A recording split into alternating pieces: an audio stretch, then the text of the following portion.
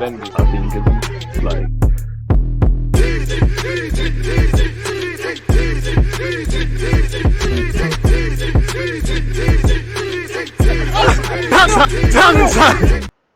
Arsenal are left sweating over Gabriel Jesus' availability for the FA Cup clash against Liverpool, with the Brazil striker struggling with a knee injury ahead of the third round tie at the Emirates. Not what you want to be waking up to see on a Sunday, people. Deluded, I'm back again.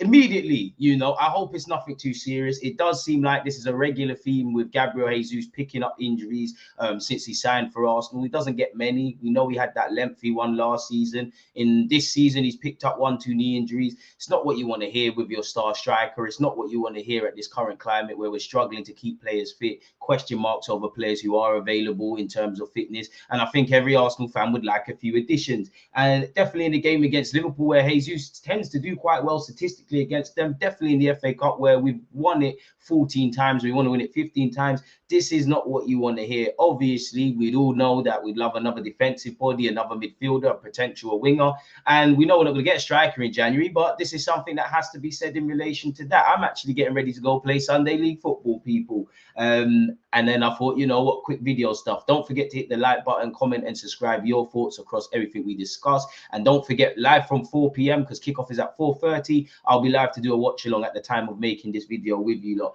But let's get into it, people. Arsenal sweating on the fitness of Gabriel Jesus for today's FA Cup third round tie against Liverpool. Mail Sport understands the Brazil international has suffered a knee injury. The severity of the issue is unclear, but there is hope it will not be a long-term problem. There is hope.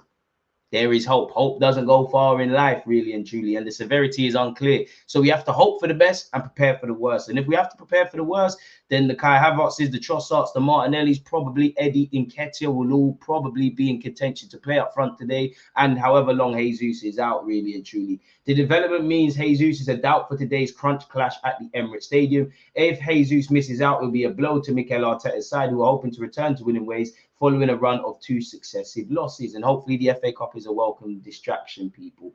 Apparently he has a history of knee problems. He missed the opening weeks of the season due to a knee problem and missed 3 months of last season after undergoing surgery on the joint. And he also missed around a month with a hamstring knock between October and November. The best quality you could have is being available. So we wish Jesus a speedy recovery, and we're going to have to get on with it. Mikel Arteta has previously said he would like 2 fullbacks. Allegedly, Arsenal want to sign Bayern Leverkusen star when 40 million release clause becomes active.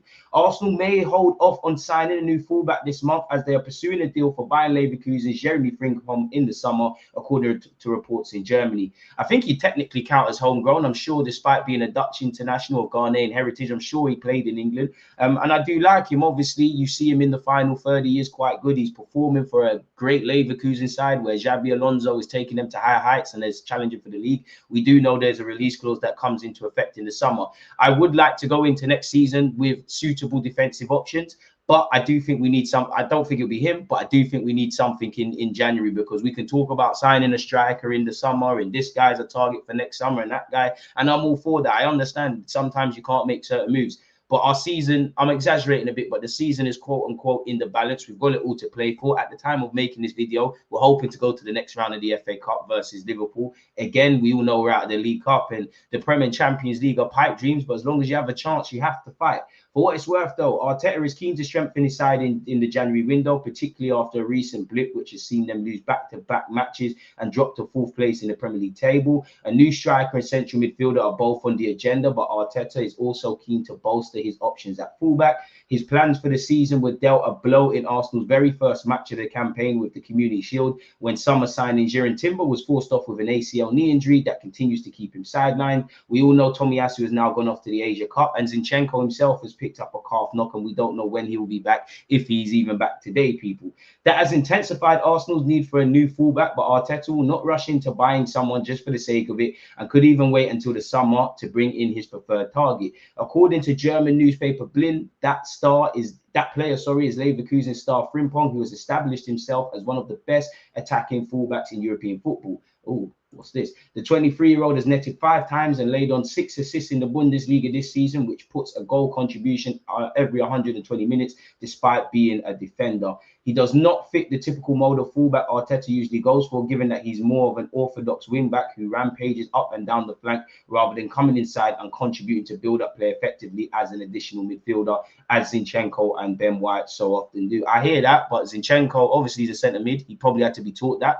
Cancelo, obviously, once of Manchester City and Barcelona now, he had to be taught how to play that role. I'm sure Benjamin White wasn't always playing as an inverted fullback, so you can learn that, and that will give us the best of both worlds. If he can learn to invert and play as a traditional attacking fullback, I'd imagine he'd play on the right-hand side next to Saka, then we'd get a lot more down there. Apparently, he's rated highly by Arsenal, and they are aware of a relatively modest 40 million in bracket 34 million release clause in his contract. However, that does not become active until the summer, and neither Leverkusen nor Frimpong are thinking about a January move, with their focus on breaking Bayern Munich's stranglehold on the Bundesliga. Frimpong is not the only Dutch defender Arsenal are keeping tabs on, with the Gunners also interested in Ajax teenager Jaren Hatto, who we all know the 17-year-old is, being capped by his country. He's even captained Ajax and played near enough every minute in the Eredivisie at 17 years of age. That's great. Can play as a centre-half as well as a fullback. The last defender we bought from Ajax, it worked out well. If we can bring in Hatto in the summer, I'm all for that. I don't think he signed him in January, although his contract is running down.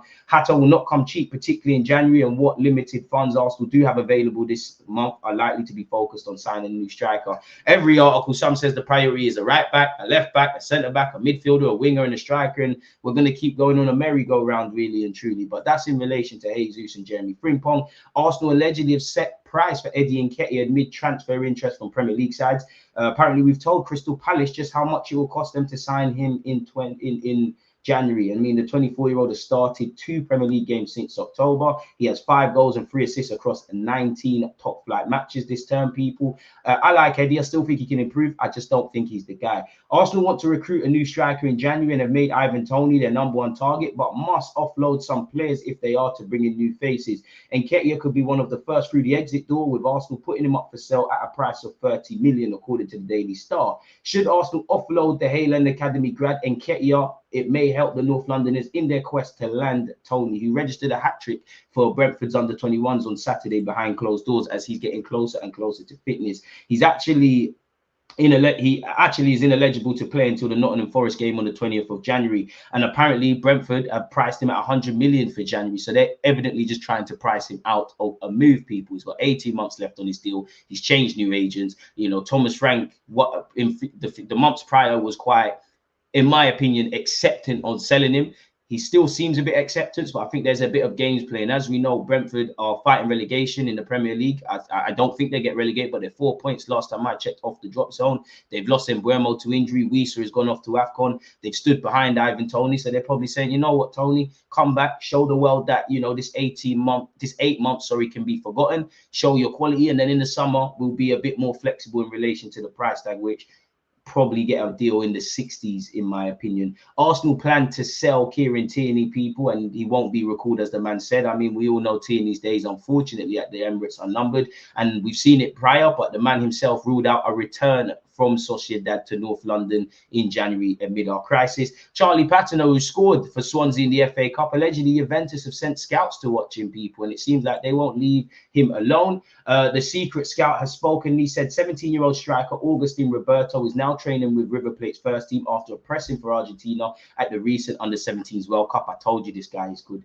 Arsenal, Chelsea and City are monitoring his development as he can move to Europe this month as he turns 18. I like him a lot, really. I think City have won the race to sign Acheverdi now, who's going to be a quality star again at 17, 18. You just don't know where these guys' futures are going to take them, but he's a quality player with a big future, and if we can get it done, get it done. Apparently Crystal Palace wants striker Nketiah, but Gunners are unlikely to let him leave, people. So 1 minute is 30 million, now he can't leave, so we don't know, people. Allegedly, Arsenal have developed an interest in Tomori and could consider bringing the former Chelsea product back to the Premier League. Would see that. I can't see that in January, really and truly. 26 years of age, doing his thing at AC Milan. He is contracted until 2027, so he's going to cost a lot of money. And, when we're linked with Inacio, Deluded, obviously, what was it, Tomori, and it was Gurhi before. I'm all for that. I would like more quality, but you have to look at the pairing of Gabriel and Saliba. Do any of them want to think they can break into that? And if they do they believe they're going to play on a regular basis? In terms of the squad, I want more options, because as much as Saliba and Gabriel are playing out of their skins, we do have to overplay them, and they're human. They might have a drop-off. I don't really buy the Tomori stuff, but if you do, who am I to tell you anything? And apparently Arsenal have held a long-term interest in Wolves' Pedro Neto and will reportedly make a move for the winger next summer. Apparently Wolves are expected to ask for 60 million if he is to be sold in 2024. He has also been drawing interest from Manchester City. He's a player we've historically been linked with. He has been, nursing a couple of injuries this season, but early on in this Premier League campaign kicking off, he was one of the players of the season, in my opinion. So yeah, I wouldn't be against Tomori. I would love to bring Pedro Neto to the carpet. I'm open to letting Eddie and Nketiah go if we do buy a striker. I'm not really happy about Gabriel Jesus being injured, but again, injuries can strike at any given moment, people. So yeah, quick video. Let me know your thoughts on everything we've discussed. Don't forget to hit the like button and subscribe, and don't forget to join me for Arsenal versus Liverpool watch along settings later this afternoon. I'm off to go play Sunday League football. Wish me luck. Hopefully we get 3 points, or it's actually a cup game, so go through to the next round. Yeah, on that note, peace.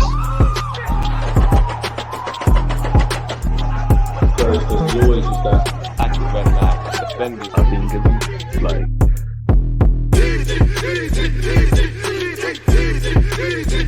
like